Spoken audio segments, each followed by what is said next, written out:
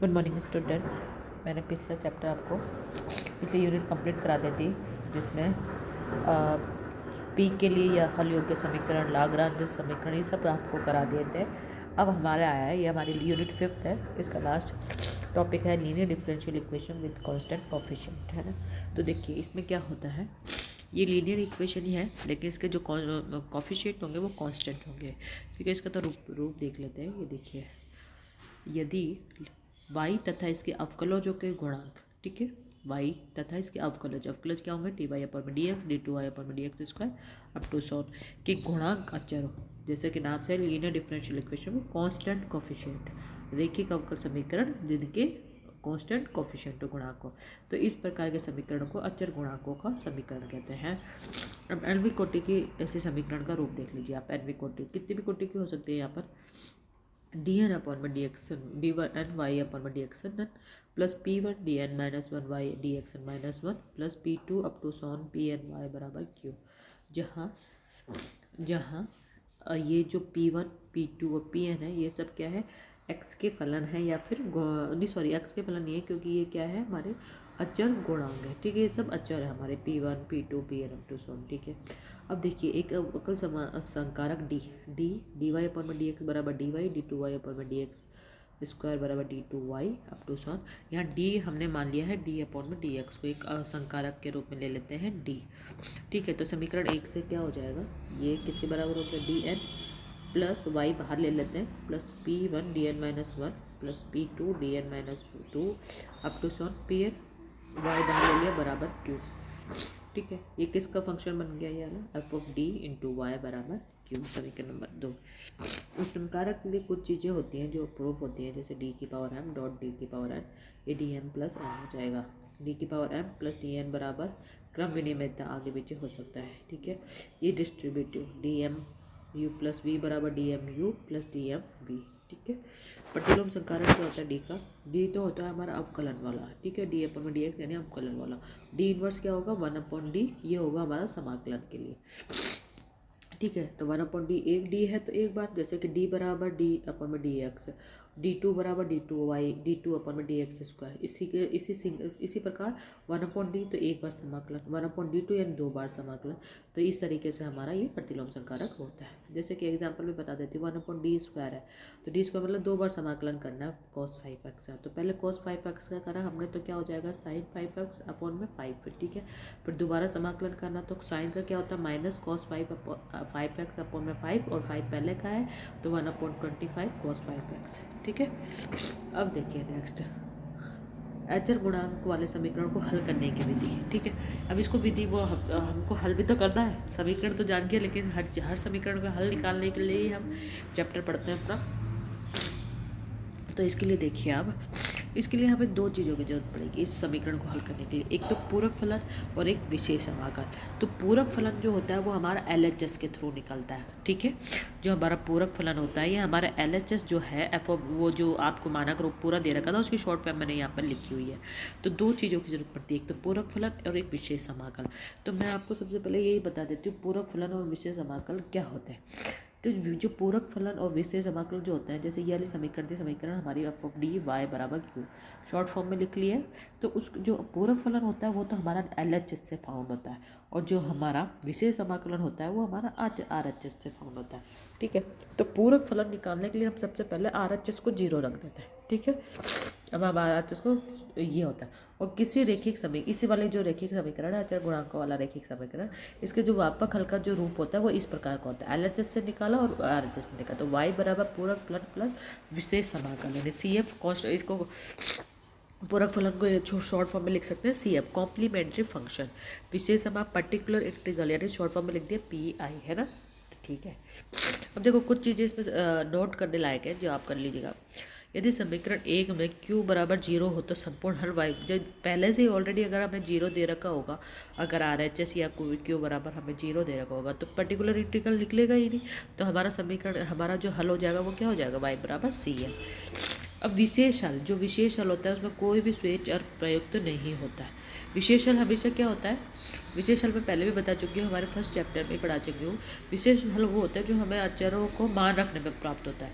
तो जब अचरों को मान रखने पर प्राप्त होगा तो कोई स्वेच्छ अचर प्रयुक्त नहीं होता है, ठीक है।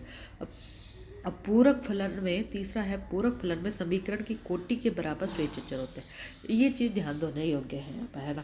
पूरक फलन जब हम निकालते हैं तो उसमें जितने भी स्वेच्छ अचर आएंगे तो जो हमारी समीकरण की कोटि है, जैसे 2 कोटि की समीकरण है d2y/dx² plus pdy/dx plus p1y बराबर q है। तो 2 कोटि की समीकरण तो जो को हमारा कॉम्प्लीमेंट्री फंक्शन आएगा उसमें 2 अचर होंगे, ठीक है। अगर 1 कोटि की तो 1 अचर, 3 कोटि की तो 3 अचर, ठीक है। फिर हम पर्टिकुलर इंटीग्रल में अचर नहीं लगाएंगे, क्योंकि जब हमारा कॉम्प्लीमेंट्री फंक्शन में आ गया ना, हमेशा यही आता है, हमेशा से ये होता है, जितने आपके अचर होते हैं स्वेच्छ अचर उतने ही कोटि की आपकी समीकरण होती है। जैसा कि हमने फर्स्ट चैप्टर में पढ़ा था, आपको बताया था मैंने उसकी कोटि के बारे में, तो यहाँ पर वो चीज़ लागू होती है। अब देखो पूरक फलन ज्ञात करने की विधियाँ क्या होती है। तो पूरक फलन ज्ञात करने के लिए हम आपको अब f(dy) बराबर माना ये समीकरण दे रखी है, तो उसके लिए हम RHS 0 रख देंगे, यानी f(dy) बराबर 0 ये रख देंगे थर्ड नंबर पे। फोर्थ पे हम d बराबर m रखेंगे और f(m) बराबर 0 रख देंगे, ठीक है। यह हमारा m का एक फलन बन जाएगा। m का फलन रख जाएगा तो हम m के मान निकाल लेंगे। इसको सब इस m का जो हम मान रख d बराबर जो हम m रखते हैं उसको हम बोलते हैं सहायक समीकरण, है ना। ऑक्सिलरी इक्वेशन AE बोलते हैं उसको, सहायक समीकरण बोलते हैं, ठीक है।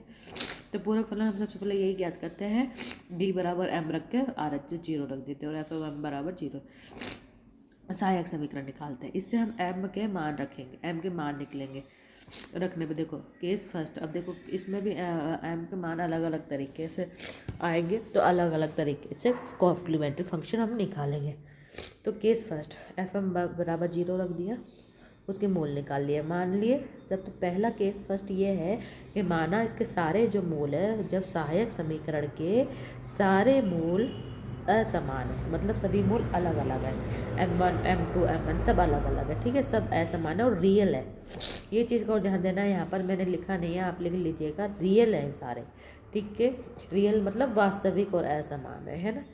तब y1 बराबर e⁻m1x, y2 बराबर e⁻m2x। तो इस तरीके से हम वो अगर जो मान निकालते हैं उनको इस तरीके से रखते हैं e की पावर में। ये याद करने वाली चीज़ है, e की पावर में उनके मान रखते हैं। तो व्यापक हल जो हमारा होता है वो होता है y बराबर, ये चीज़ आप ध्यान रखिएगा, ये जो मैंने लिखी हुई है यहाँ पर, जो मैंने पॉइंट आउट करी है आपको, मान अलग अलग हैं तो उसका जो कॉम्प्लीमेंट्री फंक्शन होगा वो होगा y बराबर।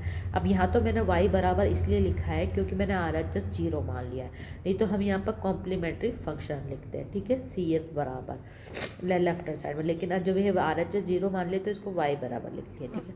तो y बराबर C1, कितने मान है, जैसे n मान है, यहाँ पर कितने मान मान लिए मैंने, n मान आ गया। तो पहला एक वाला कांस्टेंट लगाया है C1 e⁻m1x, फिर C2 e⁻m2x plus Cn e⁻m1x, ठीक है। n कोटि के n समीकरण n मान आए भाई, n जितनी कोटि की होंगी उतने ही मान आएंगे m के भी। 2 कोटि के तो 2 मान आएंगे m के, 3 कोटि के तो 3 मान आएंगे। तो जितने कोटि के उतने अचर आ गए हमारे Cn। तो इस तरीके से हम मान रखेंगे, ठीक है। ये तो हमारा पहला केस हो गया जब वास्तविक और असमान है। अब मान लो समान हुए तो ये देखिए, जो f(m) बराबर के 2 मूल माना समान है, बाकी असमान है। मान लीजिए 2 मूल समान है, m1 और m2 बराबर है और बाकी असमान है, तो फिर कैसे करेंगे हम, y बराबर C1 प्लस C2 e⁻m1x रखते थे ना, उसको नहीं रखेंगे हम, दोनों जो मूल है उनको दोनों का कांस्टेंट एक साथ रखेंगे, C1 प्लस C2x, एक मूल समान है इसलिए एक आ गया C2x e⁻m1x, जो है जो मूल बराबर है उनको यहाँ रख दिया, फिर बाकी सबको एज इट इज जैसे पहले लिखा हुआ। और 3 बराबर है तो C1 plus C2x plus 3 constant के साथ लेंगे C3x, इसके स्क्वायर एक की पावर जो बराबर है उसको लिख दिए e⁻m1x, बाकी सबको एज इट इज लिख दिया, ठीक है। तो ये हम इस तरीके से कर सकते हैं। अब देखिए इसी तरह n अगर बराबर होंगे तो मान लो ये तो 3 है, अगर n बराबर होंगे तो C1 plus C2x plus C3x square plus C4x cube plus C5x up to so on Cn x⁻n-1 e⁻m1x, इस तरीके से हम लिख सकते हैं। अब देखिए थर्ड अपना जो है, जब सहायक समीकरण के मूल कॉम्प्लेक्स हो, सम्मिश्र हो, ठीक है। तो सम्मिश्र मान लें, तो सम्मिश्र एक साथ दो चलते हैं हमेशा प्लस माइनस वाला, तो दो मूल ये हो गए मान लें अल्फा प्लस माइनस ई की पावर आई बी आयोटा बीटा हो, तो हल बराबर क्या होगा पहले रख के देखते हैं, C1 ई की power alpha x plus alpha plus iota beta x, दो मूल हो गए ना एक तो प्लस माइनस वाले, तो C1 ई की power alpha plus iota beta x plus C2 alpha minus iota beta x, ये होगा उस वाले रूल की तरह, ऊपर वाले रूल की तरह है।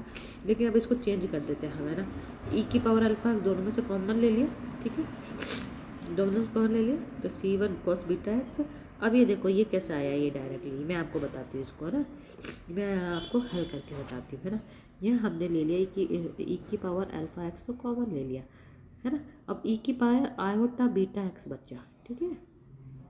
तो इसको हम हमेशा कैसे लिखते हैं, आयो इस वाले का सूत्र क्या होता है हमारा, cos beta x plus iota sine beta x, है ना, ये लिखते हैं ना, है ना, ये लिखते हैं, ये इसका सूत्र होता है ना, ये इसका सूत्र होता है, ठीक है।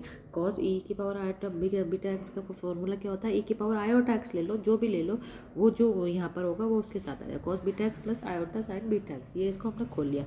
ई की पावर अल्फा एक्स तो कॉमन ले लिया दोनों में से, इसमें भी ई की पावर अल्फा एक्स है और इसमें भी ई की पावर अल्फा एक्स है, तो अंदर क्या बचा इसका C1 ई की power iota beta x plus C2 ई की पावर माइनस आयोटा बीटा।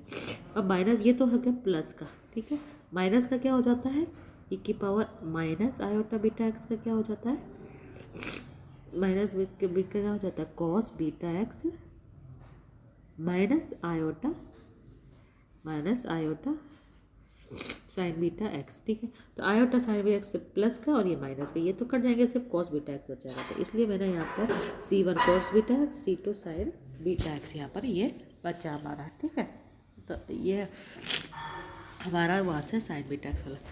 अब इसको शॉर्ट फॉर्म में इस प्रकार भी लिख ले, इन्होंने इस प्रकार भी लिख सकते हैं, आप चाहो तो ये ठीक है आपका, नहीं तो आप इस प्रकार से लिख सकते हो। तो इसका संपूर्ण हल क्या हो जाएगा, ये वाली चीज़ हो जाएगी, ठीक है। दो मूल इसमें सम्मिश्र बताया, तो एक का तो ये रहा और बाकी का अगर रियल है तो सभी का, ठीक है। तो आप कुछ एग्जाम्पल से मैं आपको बता देती हूँ जब आपको ज़्यादा अच्छे से क्लियर हो जाएगा। जैसे कि ये है d3y अपन में dx क्यूब माइनस 3d2y अपन में dx स्क्वायर प्लस 4y। तो देखो पहले तो उस वाले डी वाली फॉर्म में चेंज कर लेते हैं इसको, तो ये 3 है तो d3 minus 3d square plus 4y बराबर 0, ठीक है। अब सहायक समीकरण कॉम्प्लीमेंट्री, अब देखो इसमें RHS 0 है यहाँ पर, तो पर्टिकुलर इंटीग्रल नहीं निकलेगा। अब यहाँ पर हम CF ही निकाल रहे, तो CF ना लिख के y बराबर ही ज़्यादा हल कर लेंगे। तो सबसे पहले क्या करते हैं हम सहायक समीकरण लिखते हैं, d बराबर हम करके ये लिख दिया है ना। फिर अब इसके मूल निकाले, इसने मूल कैसे निकाले, ये मूल निकालना आता है ना आपको, 3 घात की मूल निकालना। अगर नहीं आता है तो इसका तरीका सबसे पहले ये होता है, आप इसमें एक बार कुछ भी रख लो, आप एक बार 1 रख के देखो है किसी समीकरण का मूल क्या होता है। यदि x माइनस ए में अगर a रखने पर 0 आ रहा है तो, और x प्लस ए होगा तो माइनस ए रखने पर अगर 0 आ रहा है तो, ठीक है। दोनों अब देखो इस वाले समीकरण में आप इस वाले समीकरण में, ठीक है, 1 रख के देखिए 0 आ रहा है कि नहीं आ रहा है। 1 रखा तो ये 1 क्यूब माइनस 3 प्लस 4, 0 नहीं आ रहा है। -1 रख के देखिए तो ये तो हो जाएगा माइनस हो जाएगा और ये हो जाएगा -3 प्लस 4 प्लस है। तो जैसे ही माइनस होता है तो x माइनस ए इसका मूल होता है, ये x में नहीं है ये m में है, तो m जब माइनस वाला अगर करने पे 0 आ रहा है तो m प्लस 1 इसका एक मूल हो जाता है, ठीक है। ये हम लोगों ने 5th क्लास में पढ़ रखा है। यदि f ऑफ x में x माइनस ए रखने पर अगर x बराबर a रखने पर 0 आ रहा है तो वो x माइनस ए उसका मूल होगा। अगर माइनस ए रखने पर 0 आ रहा है तो x प्लस ए इसका एक मूल होगा। तो यहाँ पर क्या रखा, -1 रखने पर हमारा 0 आ रहा है, तो क्या हो जाएगा इसका एक मूल m प्लस 1। तो ये और इस m प्लस 1 को किस में भाग देते हैं, इस वाले समीकरण में भाग दे के देखते हैं। भाग देना तो आपको आता ही है, आप भाग दोगे तो ये वाली समीकरण आपको मिल जाएगी, ठीक है। तो ये समय अब ये तो एक मूल हो गया, एक गुणनखंड हो गया। अब इसका गुणनखंड भी कर लो, ये तो द्विघात समीकरण है, इसका आप कर ही सकते हो। ये किसका हो गया, m-2 का होल स्क्वायर हो गया, a माइनस बी का होल स्क्वायर है तो m माइनस बी 2, तो m square minus 4m plus ये हो गया ना m का स्क्वायर, ये 2 इंटू 2m प्लस 2 का स्क्वायर, तो हो गया ना a माइनस बी का होल स्क्वायर। तो ये हो गया m प्लस 1, ये हो गया m माइनस 2 का होल स्क्वायर। अब इससे आप m के मान निकाल सकते हो, कितने मान निकलेंगे, 3 के, एक तो निकलेगा -1, एक 2 और 2। अब देखो दो मूल समान है ना, तो दो मूल समान है तो y बराबर वही जो फॉर्मूला था, दो मूल समान तो दो कॉन्स्टेंट एक साथ रखो C1 और दूसरे के साथ x, और कौन सा मूल समान है उसकी e की पावर रख दो, e की power 2x plus C3 e की पावर -x। ठीक है, अब नेक्स्ट देखिए ये वाला एग्जाम्पल नंबर 2। एग्जाम्पल नंबर 2 देखिए, D4 प्लस A4 y बराबर 0। तो वही D बराबर m रखा, M4 प्लस A4 बराबर 0। इसका अपने प्लस 2m में m स्क्वायर ए स्क्वायर से जोड़ लिया और घटा लिया, इस वाली लाइन में 2m स्क्वायर ए स्क्वायर घटा लिया और जोड़ लिया बराबर, फिर इसके गुणनखंड कर लिए इससे, है ना।